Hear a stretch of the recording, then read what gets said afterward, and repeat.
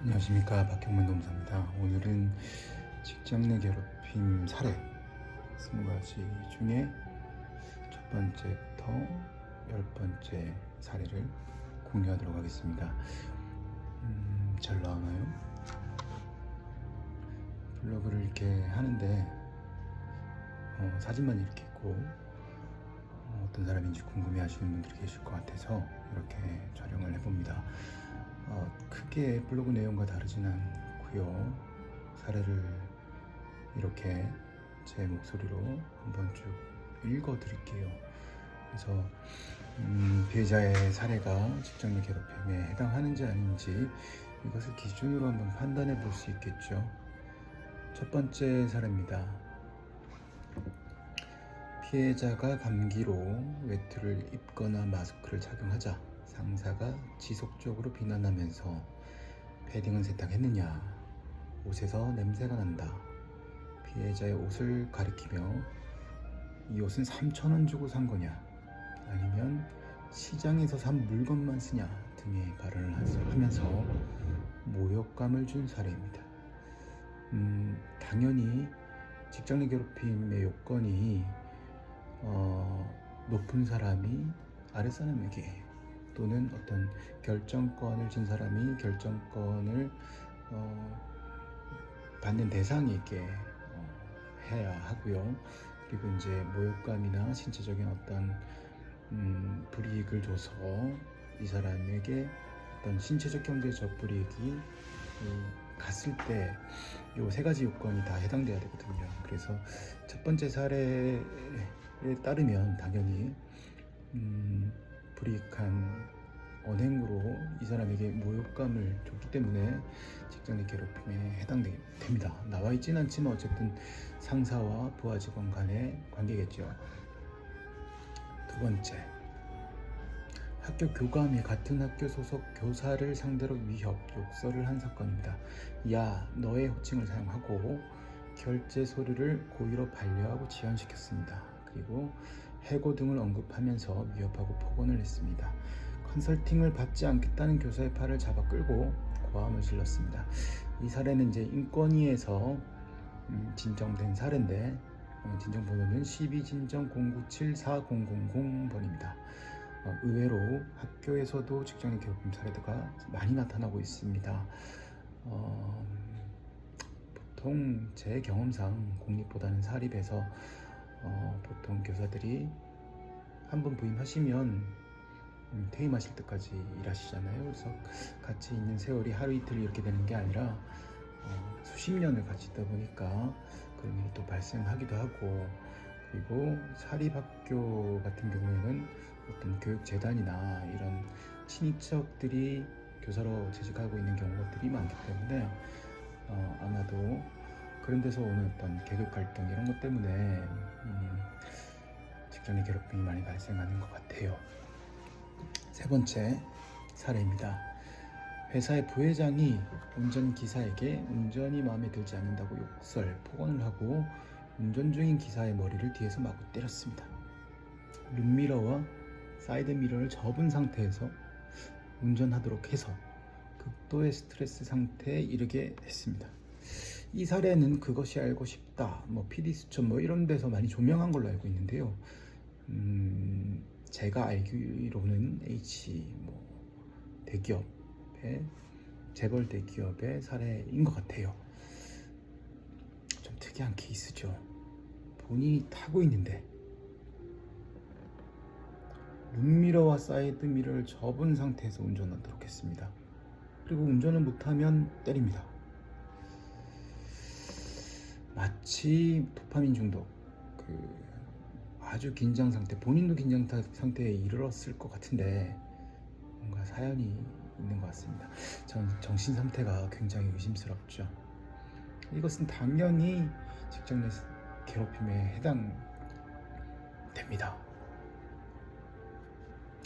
자, 네 번째 케이스입니다. 피해자가 요식업에 취업하여 사장에게 수습 기간 중 사장이 이제 요리를 가르칠 거 아닙니까? 그때 피해자의 학습 태도가 마음에 안 든다면서 주먹으로 흉부나 팔을 폭행하고 목을 조르기로 했습니다. 사장이 피해자가 만든 요리를 맛보고 맛이 없어서 버릴 때마다 월급에서 10,000원씩 제한다고 얘기했고, 실제로 이것을 카운팅해서 사장의 계좌로 돈이 49만 원이 들어갔습니다. 당연히 이 사례는 폭행도 있었고요, 욕도 있었고요, 그리고 경제적인 착취도 있었습니다. 이 세 가지 모두 있었기 때문에 직장 내 괴롭힘에 해당됩니다. 5번째 사례입니다. 피해자의 재계약 결정권을 가진 지역본부 매니저가 기분에 따라 능력이 안 되면 몸빵이라도 해라, 대가리 안 쓰냐, 내가 입에 걸레를 물어야 돌아가냐, 미친 땡땡들 너희들 어차피 갈 데 없잖아 라며 폭언과 욕설을 일삼았습니다. 이게 지역본부 매니저는 아마 남성으로 보이고요, 피해자는 여성인지 남성인지는 나와 있지는 않습니다. 그런데 만약에 피해자가 여성이고 이 능력이 안 되면 몸빵이라도 해라 라는 뜻의 의미가 일을 열심히 하라는 의미가 아니라 뉘앙스에 따라서 성희롱에 해당되는 언행이면, 직장 내 성희롱보다 괴롭힘보다 직장 내 성희롱 사례가 처벌 수위도 높고 중하게 보기 때문에 이 사례는 2가지 다에 해당됩니다. 그럴 때는 우리 내부 규정에 따라서 직장 내 성희롱으로 처리하게 되어 있거든요. 그래서 이 사례는 직장 내 성희롱에도 해당되고 직장 내 괴롭힘에도 해당되는 사례라고 볼 수도 있습니다. 자, 다음 6번째입니다. 대표가 5명의 전 직원 앞에서 5명의 직원에게 전 직원 앞에서 무엇을 잘못했는지 설명하라는 지시를 하고, 이후 다른 직원들에게 쪽지를 나눠주면서 5명의 직원을 공고사직할지, 생산직으로 발령할지, 급여를 강등할지, 6개월 감봉을 할지, 어떤 처분이 적절한지 적어내라면서 사실상 공개 재판을 했죠. 그리고 그 결과를 직원들 단체 채팅방에 올려 공유해서 모욕을 했습니다. 수시로 직원들에게 내가 죽게 되면 너희들을 먼저 다 죽이고 죽겠다면서 협박을 했습니다. 당연히 이것은 어떤 위협 행동을 했고, 그것이 직원들로 하여금 모욕감을 느끼게 했으므로 직장 내 괴롭힘에 해당됩니다. 자, 7번째입니다.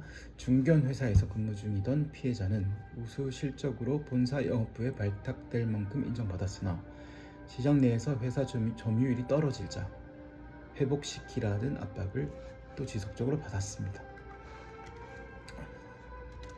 상사의 추궁은 일정 수준을 넘어서 폭력과 폭언을 동반했습니다. 출장 결과가 좋지 않으면 폭언을 하거나 보고서를 찢어서 던졌습니다. 가끔씩 이런 분이 있어요.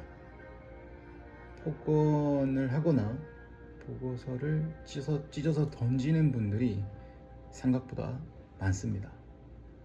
사실 직장 내 괴롭힘이 폭력의 한 행위로 보면, 폭력을 한 번 했을 때 상대방이 그냥 받아들인다, 그러면 수위가 점점 높아지는 특성을 가지고 있거든요. 그래서 이 사례도 굉장히 안타깝지만 사실 피해자가 능력이 좋아서 발탁했던 걸로 보여요.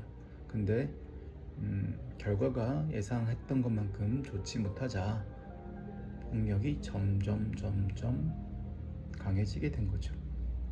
그러니까 가정 내에서도 폭력도 처음에는 아주 가벼운 것으로 시작했다가 꼬집거나 툭툭 치거나 이런 걸로 시작했다가 상대방이 용인하고 참고 하다 보면 점점 강해지거든요.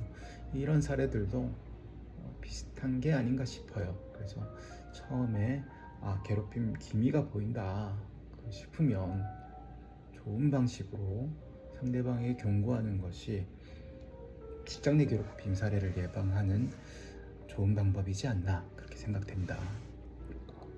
8. 가전 배송 부기사로 일하던 피해자의 사수가 피해자에게 업무 미숙을 사유로 수시로 욕하고 발길질에 손찌검까지 했습니다. 배송을 갔을 때 고객이 물이나 음료수를 주면서 마시라고 하자 본인 혼자 다 마셨습니다. 그리고 피해자에게 주지 않았습니다. 그리고 담배나 라이터를 얼굴에 던지기도 했습니다. 이분은 인격적으로 좀 문제가 있는 것 같아요. 그죠? 가해자의 경우 배송기사면은 굉장히 육체적으로 힘을 많이 쓰는 직업이잖아요. 근데 더울 때 물이나 음료수를 주면 아마 많이 줬을 텐데요. 혼자 다 마시고 피해자에게 주지 않았다. 이것은 직장의 괴롭힘 뿐만 아니라 인권위에 제소할 수 있는 사안으로 보입니다. 자, 9번째입니다. 회사 상사가 기분이 나쁘면 트집을 잡아서 아무나 괴롭혔습니다. 그리고 주둥이가 그게 뭐냐? 쥐 잡아먹었냐? 너는 집에서 부모가 그렇게 가르치더냐? 내가 오빠 같아서 그러는데 남친 만나면 꼭 콘돔을 써라 라는 언행을 하고 서류를 집어 던졌습니다. 자, 이거 다른 언행을 떠나서 어쨌든 이게 서류를 집어 던졌지 않습니까? 그래서 이게 입증되면 직장 내 괴롭힘으로 인정됩니다. 뭐 성희롱적인 발언도 들어가 있긴 하지만 그 전에 서류를 일단 집어 던지면 안 된다는 것, 그 이제 피해자건 가해자건 요거 인식을 좀 해주시고요. 그 다음에 욕설, 폭력, 요 세 가지가 대표적인 사례로 이제 보이고 있죠. 그리고 내가 오빠 같아서 그러는데 남친 만나면 꼭 콘돔 써라, 이 언행은 직장 내 성희롱에 해당되기 때문에 굉장히 조심하셔야 됩니다. 물론 뭐 걱정이 돼서 그렇다고 항변하시겠지만 이런 언행을 했던 게 이제 입증이 되면 직장 내 성희롱에 해당됩니다. 이제 나중에 뭐라고 하죠? 이게 빼박입니다. 빼박. 네. 그러니까 양자간 좀 조심하셔야 됩니다. 자, 10번째.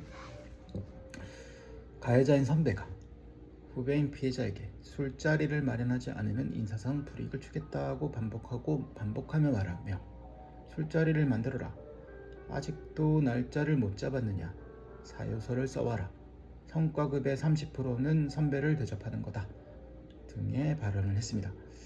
어떤 술자리인지는 나오진 않아요. 그래서 가라오케나 룸사롱 그리고 노래방 뭐 이런 술자리를 후배의 돈으로 가자, 돈을 내라, 쏴라 뭐 이런 뜻인지, 아니면 그냥 단순히 나랑 술 먹자 이런 얘기를 하는 건지 나와 있지는 않지만 이 사례는 나중에 형법상 강요미수죄로 대전지법에서 유죄 판결을 받기도 했습니다. 사건 번호는 2014 고합 207 판결 이렇게 돼 있고요. 2014 고합 207이라는 것은 2014년도에 소송을 제기했다는 것이고, 그리고 고합은 이제 사건 번호입니다. 이제 사건의 유형에 따라서 우리가 이런 명칭을 붙이는 것이고, 그 다음에 207 여기 이제 사건의 순서대로 카운팅을 하는 것입니다. 그리고 대전지법 2015 8월 28일 선고, 이건 선고일을 이제 앞에 쓰게 되어 있습니다. 그래서 요것은 이제 직장 내 괴롭힘에 해당될 뿐만 아니라 형법상 범죄에 해당돼서 처벌을 받은 사례다, 이렇게 보시면 됩니다. 자, 오늘은 직장 내 괴롭힘 엄선 사례 20 중에 1부터 10가지를 살펴봤습니다. 직장 내 괴롭힘 사건은 보통 직장 내 괴롭힘이 발생하면 회사에 신고를 하게 되고 회사는 적절한 조치를 해야 됩니다. 직장 내 괴롭힘 조사를 하고요. 조사 보고서를 바탕으로 직장 내 괴롭힘으로 인정이 되면 가해자를 처벌하거나 적절한 조치를 해야 되고요. 그리고 피해자에게는 계속 근무할 수 있는 여건을 만들어 줘야 되죠. 여기서 이제 보통 피해자들은 이런 사례들을 받을 수 있습니다. 첫 번째, 회사에 신고해도 회사가 아무 반응하지 않는다. 두 번째, 회사가 분리조치나 아니면 적절한 조치를 하지 않는다. 세 번째, 회사가 조사를 하지 않거나 아니면 객관적으로 조사하지 않아서 직장 내 괴롭힘으로 인정하지 않는다. 이 사안들이 이렇게 되면 피해자가 할 수 있는 것은 노동청에 신고할 수 있거든요. 노동청에서는 회사가 적절한 조치를 했는지, 그리고 그 조사가 적절한지 그리고 그 조사에 따라서 처분이 적절한지 이런 것들을 감독관이 판단하게 됩니다. 그런데 이 문제점이 감독관 한 명이 가지고 있는 사건이 굉장히 많잖아요. 근데 사실 이 직장 내 괴롭힘 사건이라는 것은 가해자가 있고 피해자가 있고 참고인이 있고 그 전후 관계가 있어서 사실 실무상 굉장히 어려운 부분이 있거든요. 그래서 감독관 한 명이 사건을 담당하기가 사실상 어려운 부분이 있습니다. 그래서 노무사가 봤을 때 직장 내 괴롭힘, 직장 내 성희롱 사건은 단순히 회사의 직장 내 괴롭힘 신고를 대신해 주세요. 아니면 회사에서 직장 내 괴롭힘 신고했는데 처리가 적절하지 않은 것 같아요. 이렇게 하나의 과업만을 이렇게 떼서 상담하시기보다는 직장 내 괴롭힘이 발생하시면 이 히스토리 관리를 처음부터 사례 관리를 같이 하시는 게 좋아요. 노무사님들하고. 그래서 직장 내 괴롭힘이나 직장 내 성희롱을 당하신 피해자 같은 경우에는 심리적으로 굉장히 불안하시지 않습니까? 그래서 믿을 수 있는 전문가와 함께 초기 상담부터 내가 이렇게 했는데 회사가 어떻게 반응하더라, 그럴 때는 어떤 전략을 세우는 게 좋다, 그리고 그럴 때는 어떻게 입증 자료를 준비하는 게 좋다, 이렇게 처음부터 끝까지 나의 끝이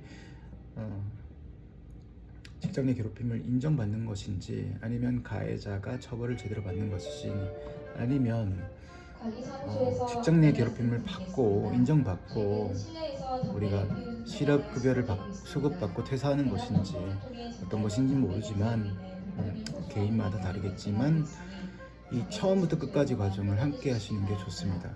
그래야지 원하시는 결과를 이끌어내실 수 있을 겁니다. 자, 오늘은 직장 내 괴롭힘 첫 번째부터 10번째 사례를 함께 공유해 봤고요. 다음 시간에 11번째부터 20번째까지 사례 함께 하도록 하겠습니다. 감사합니다.